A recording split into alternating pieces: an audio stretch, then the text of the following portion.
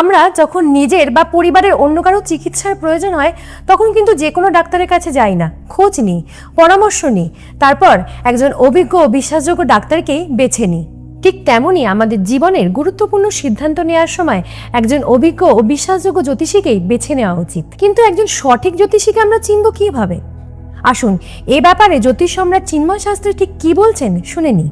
হ্যাঁ, নমস্কার আপনাকে। অ্যাকচুয়ালি যে প্রশ্নটা আপনি করেছেন সেটা খুব যথার্থ প্রশ্ন। সেটা হচ্ছে কিভাবে চিনবো আমরা একজন ভালো অ্যাস্ট্রোলজারকে।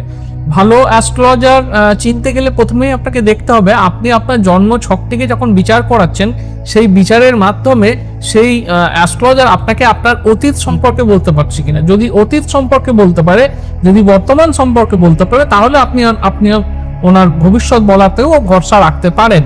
একজন ভালো অ্যাস্ট্রোলজার বেসিক্যালি যেটা করতে পারে সেটা হচ্ছে আপনাকে একটা প্রপার ডাইরেকশন দিতে পারে, যে ডাইরেকশনের মাধ্যমে আপনি আপনার জীবনে কি হওয়ার পসিবিলিটিস রয়েছে, কি হতে পারে আগামী দিনে, এগুলো আপনি জেনে যেতে পারেন।